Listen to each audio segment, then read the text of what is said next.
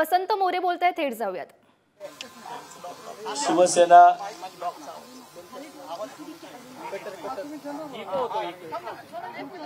सुरुवातीच्या काळामध्ये मी शिवसेनेमध्ये सन्माननीय राजसाहेब ठाकरेंसोबत काम केलं. पुणे शहरामधील शिवसेनेचा पहिला कार्यकर्ता की ज्याने सन्माननीय राजसाहेब ठाकरेंनी ज्यावेळेस राजीनामा दिला शिवसेनेचा, त्यावेळेस मी सुद्धा कॅन्टोन्मेंट विधानसभा मतदारसंघाचा उपविभागाध्यक्ष होतो. आणि त्यावेळेस शिवसेनेचा राजीनामा मी पण दिला आणि मी माझं स्वतःचं संपूर्ण जे काय माझं करिअर आहे ते सन्माननीय राजसाहेब ठाकरेंसोबत आजपर्यंत आहे. आणि आज मी माझ्या महाराष्ट्र नवनिर्माण सेनेच्या सदस्यत्व पदाचा आणि माझ्याकडे ज्या काही जबाबदाऱ्या आहेत, महाराष्ट्र नवनिर्माण सेनेचे मी सरचिटणीस आहे, मी बारामती लोकसभा मतदारसंघाचा संघटक आहे, या सगळ्या पदांचा मी आज राजीनामा दिला आहे. कारण गेल्या दीड वर्षापासून मी या पुणे शहरामध्ये लोकसभेची निवडणूक लढवण्यासाठी इच्छुक आहे. आणि वारंवार माझ्यावरती माझ्या शहरामधीलच काही पदाधिकारी जे काही कधी स्वतः इच्छुक नव्हते, परंतु ज्यावेळेस निवडणुका प्रत्यक्षात जवळ आल्या त्यावेळेस निवडणुकांच्या इच्छुकांची यादी पुढे वाढत गेली.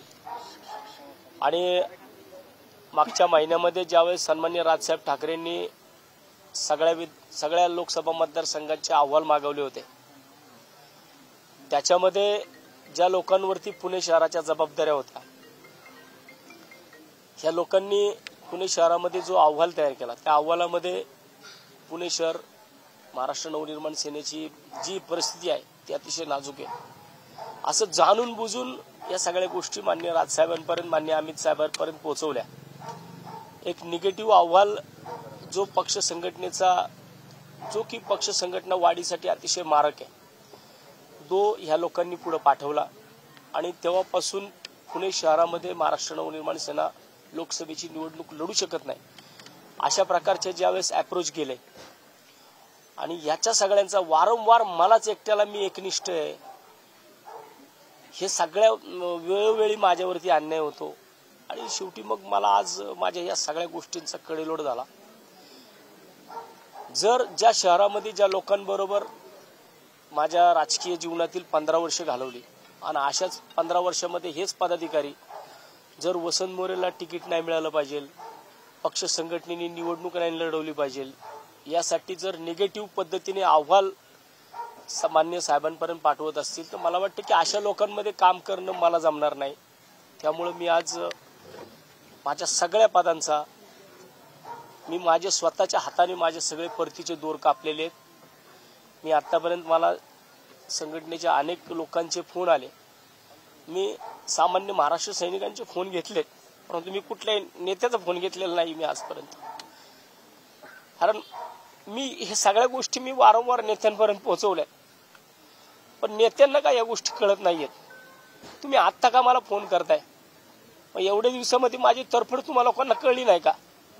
म्हणजे वसंत मोरे स्वतःसाठी कधीच लढला नाही, कायम सामान्य महाराष्ट्र सैनिकांसाठी लढत आलाय. आणि मग जे पदाधिकारी माझ्या बरोबर आहेत, ज्यांनी माझे कार्यक्रम घेतले, त्या लोकांना दाबण्याची कामं होतात, त्या लोकांना त्रास दिला जातो. मग जर अशा पक्षामध्ये अशा लोकांमध्ये राहून जर माझ्यासोबत असणाऱ्या माझ्या साथीदारांवरती जर चुकीच्या कारवाया होत असतील, त्यांच्या पद काढण्यापर्यंत जर लोकांची मजाल जात असेल, मग अशा लोकांमध्ये, अशा शहरातल्या लोकांमध्ये काय राहून करायचं आपल्याला? त्याच्याकरता मी माननीय राजसाहेबांकडे सुद्धा मागच्या महिन्यामध्ये वेळ मागितली होती की साहेब मला पुणे शहराच्या लोकसभेसंदर्भात मला बोलायचंय. परंतु साहेबांनी सुद्धा मला त्या संदर्भामध्ये बोलले नाहीत. आणि मला वाटतं की जर अशा पद्धतीने पुणे शहरामध्ये जर राजकारण होणार असेल तर मग अशा लोकांमध्ये न राहिलेलं बरं. माझा वाद आजपर्यंत मान्य राजसाहेबांसंग कधी नव्हता, महाराष्ट्र नवनिर्माण सेनेसोबत सुद्धा नाहीये. परंतु ज्या चुकीच्या लोकांच्या हातामध्ये हे शहर दिले, ज्या चुकीच्या लोकांनी या शहराचं वाटोळं चालवलंय, इथला महाराष्ट्र सैनिक आज कोणत्या परिस्थितीमधून जातोय तो लोकांना माहिती आहे. माझा जो आजचा त्रास आहे, मी कोणत्या परिस्थितीने काल रात्रभर झोपलेलो नाही. मी रात्रभर झोप आलेली नाही कालच्याला. मी रात्री विचार केला, कालच्याला माझी पोस्ट तुम्ही पाहिली असेल, अनेकांचे माझ्या पोस्टवरून मला फोन आले, परंतु इतकं सगळं करून मला काल का कुणी विचारलं नाही. मला आज राजीनामा दिल्यानंतर मला का फोन येतात सगळ्यांचे, प्रत्येक पक्षाच्या नेत्यापर्यंत मी माझं गाऱ्हाणं मांडत आलोय. निवडणूक लढवणं हा काय माझा गुन्हा आहे का? जर माझी पक्ष संघटना मला शहरामध्ये वाढवायची असेल तर निवडणूक लढली गेली पाहिजे.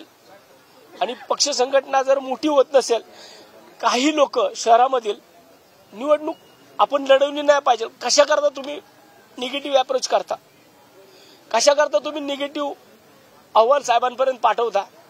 अरे या पुणे शहरामध्ये 2012 ते 2017 या कालावधीमध्ये सेकंड लार्जेस्ट पार्टी, दुय्यम पक्ष म्हणून महाराष्ट्र नवनिर्माण सेना होती. विरोधी पक्षनेता या शहराचा मी होतो. म्हणजे या शहरामध्ये मनसेची ताकद नाहीये का? या शहरामध्ये महाराष्ट्र नवनिर्माण सेनेची ताकद आहे. मी वारंवार सांगत होतो की या पुणे शहराचा पहिला खासदार हा वसंत मोरे होऊ शकतो. परंतु काही लोकांना वाटत नाहीये की वसंत मोरे हा स्वकेंद्रित राजकारण करतो, अशी लोक म्हणतात. आजपर्यंत हा आरोप माझ्यावरती फक्त लावताना पक्षाच्या कोर कमिटीच्या नेत्यांनी लावलेला आहे. महाराष्ट्र सैनिकांनी, एकाही महाराष्ट्र सैनिकांनी माझ्या विरोधामध्ये, मला आता सुद्धा अनेक महाराष्ट्र सैनिक थांबवत होते, परंतु मला असं वाटतं की कुठवर या सगळ्या गोष्टी मी सहन करायच्या, कुठवर मी या सगळी माझी गाऱ्हाणी मांडत राहायची. मी माझं गाऱ्हाणं मांडायला गेलो तर तिथं लोकांना खोटं वाटतं.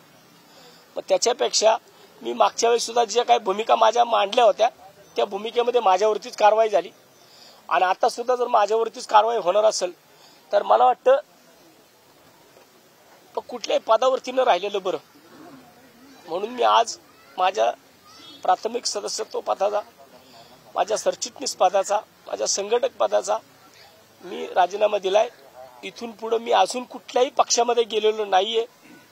माझी जी काय भूमिका असेल ते पुणेकर माझे मायबाप आहेत, ज्यांनी मला एक स्थान दिलेलं आहे त्यांच्या मनामध्ये. पुणे शहरातले पुणेकर ठरवतील की वसंत मोरेने भविष्यात काय करायचं. पुणेकर म्हटले वसंत मोरेने लढायचं तर 100% वसंत मोरे एकटा लढणार आणि तो पुणेकरांसाठी लढणार. पुणेकर म्हटले की नाही थांबायचं, मी थांबणार.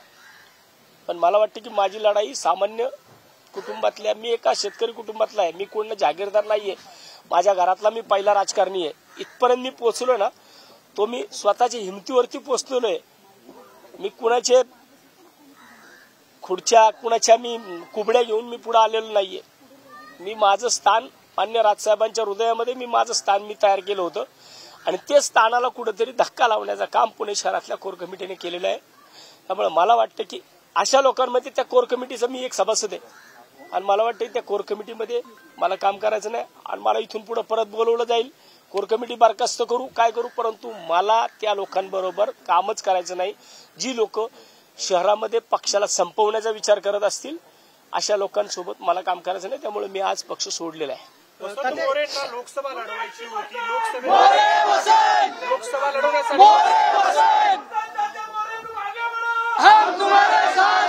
लोकसभा लढवण्यासाठी वसंत मोरे सातत्याने इच्छुक होते आणि आता पुढे लोकसभेसाठी आपल्याला तिकीट मिळत नाहीये अशी शक्यता वाटते. त्यामुळे वसंत मोरेने राजीनामा दिलाय असं नाहीये.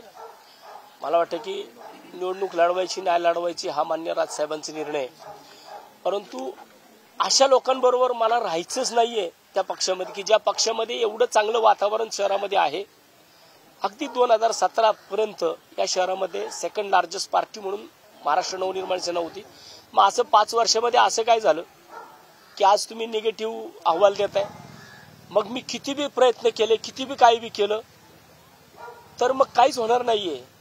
म्हणून मी आज या ठिकाणी असं कुठलं की पक्ष निवडणूक लढवणार नाही काय नाही, हा सन्मान्य राजसाहेबांचा आदेश आहे, सन्मान्य राजसाहेबांचा तो अधिकार आहे.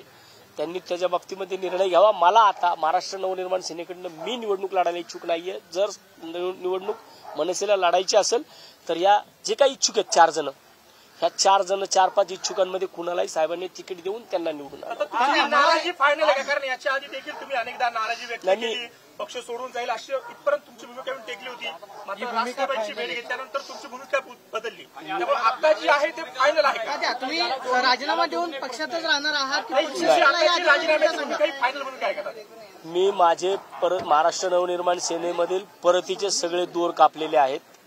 मी कोणत्याही परिस्थितीमध्ये महाराष्ट्र नवनिर्माण सेनेमध्ये परत जाणार नाही. तुमचं बोलणं झालं का राज ठाकरेशी? नाही, मला आता कुठं जाणार, कुठल्या वाटेवर जाणार? वसंत मोरेंची दिशा पुणेकर ठरवतील. येणाऱ्या 2-3 दिवसामध्ये माझी जी भूमिका असेल ती मी जाहीर करेन. लोकसभा वसंत मोरे लोकसभा लढवण्याचा निर्णय ठाम आहे का? लोकसभा लढवणारच का? मी तेच सांगतोय, मी येणाऱ्या 2-3 दिवसामध्ये लोकसभेच्या संदर्भामध्ये माझी जी भूमिका असेल ती मी येणाऱ्या 2-3 दिवसामध्ये नक्की जाहीर करेन. पक्षात प्रवेश करणार आहात का अपक्ष आहात? म्हणजे कशा प्रकारे निवडणूक लढवणार? अजूनपर्यंत मी फक्त महाराष्ट्र नवनिर्माण सेना या पक्षाचा राजीनामा दिलेला आहे. मी सदस्यत्व पदाचा राजीनामा दिला, सगळ्या पदांचा राजीनामा दिलाय. मी कुठल्या पक्षात जाणार ही माझी कुठलीच भूमिका मी अजून काहीच जाहीर केलं नाही किंवा मी कुठेही जाणार नाही. अजूनपर्यंत पुणेकर ज्या बाबतीमध्ये मला ज्या भूमिका सांगतील, कारण मी माझं फेसबुक लाईव्ह असेल, माझी सोशल मीडिया असेल, वेळ पडला तर मी शनिवारवाड्यावरती जाऊन त्या ठिकाणी पुणेकरांचा से मागेल आणि मला त्या ठिकाणी पुणेकर सांगू शकतील मी निवडणूक लढवायची का नाही लढवायची. राज ठाकरेंनी परत पावली तुम्हाला साथ घातली. राज ठाकरेंनी काय सांगितलं तर राजसाहेबांचं तुम्ही ऐकणार का? राजसाहेबांचं तुम्ही ऐकणार का? कदाचित पुढच्या 2 दिवसांमध्ये वरिष्ठ नेत्यांकडून तुमच्याशी बोलणं केलं जाईल, संपर्क केला जाईल. राज ठाकरे बोलले तर तुम्ही परत पक्षामध्ये येणार? नाही, तुमच्यासोबत किती नाही. अनेक जणांचे राजीनामे पण यायला आता सुरुवात झाली आहे किंवा राजीनामा दिला आतापर्यंत? आतापर्यंत बऱ्याच जणांनी राजीनामे माझ्याकडे पाठवलेत. माझ्या व्हॉट्सअपवरती, फेसबुकवरती सुद्धा मला अनेक जणांचे राजीनामे आलेले. परंतु मी सांगतो की कोणीही कोणत्याही परिस्थितीमध्ये मी कुणालाही कंपल्शन केलेलं नाहीये. हा वसंत मोरेवरती झालेला अन्याय आहे. वसंत मोरे एकट्याने राजीनामा दिलाय. कुणीही पक्ष संघटना सोडू नका असं मी कुठल्या प्रत्येक पदाधिकाऱ्याला सांगितलंय. परंतु जो तो ज्याचा निर्णय आणि मला वाटतं की कार्यकर्त्यांनी घेतलेले निर्णय हे याच्यावरती कमीत कमी मनसेची भूमिका डबल पाहायला मिळाली. तुमच्या कार्यक्रमाला तुम्ही शर्मिला ठाकरेंना बोलवलं होतं, ते म्हटले की वसंत मोरे लोकसभेला दिल्लीत पाठवू आणि नंतर साईनाथ बाबरांकडे गेल्यानंतरही तेच म्हटल्या. मग या भूमिकेत कुठं तुम्हाला तथ्य वाटतंय का, किंवा ही सगळी भूमिका तुम्हाला नाराज करणारी होती का? नाही, मला वाटतं की त्याच्यापेक्षा वहिनींपर्यंत ज्यांनी कुणी या गोष्टी बोलले त्यांनी पण स्वतःचं आत्मपरीक्षण केलं पाहिजे. नेत्यांना ज्या गोष्टी पोचवल्या जातात, ज्या गोष्टी नेत्यांपर्यंत सांगितल्या जातात, त्या गोष्टी नेते काय जागेवरती येऊन कुठल्या गोष्टी पाहत नाही. कुणी त्यांना ज्या गोष्टी सांगितल्या जातात त्या गोष्टी ते बोलतात. शहर मनसेत वसंत मोरेंची अडचण काय होती? शरद पवारांची जी भेट घेतली होती त्याच्यानंतर जी चर्चा सुरू झाली त्यावर काय स्पष्टीकरण? नाही, मी पवार साहेबांची मी जी भेट घेतली होती किंवा मी ती सन्माननीय खासदार सुप्रियाताई सुळे यांचा मतदारसंघ आहे आणि त्या मतदारसंघामधला तो विषय होता. त्यामुळे मी त्यांच्याकडे बारामती लोकसभा मतदारसंघामधील त्या खेळाच्या मैदानाच्या आरक्षणाबाबतीत गेलो होतो. माझी त्या ठिकाणी कुठलीही राजकीय भूमिकासाठी मी गेलेलो नव्हतो. शहर मनसेला वसंत मोरे का नको होते? कारण महाराष्ट्र नवनिर्माण सेनेचा महाराष्ट्र सैनिक वसंत मोरेला लाईक करतो, तो इतरांना करत नाही. ही त्यांची मूळ अडचण आहे.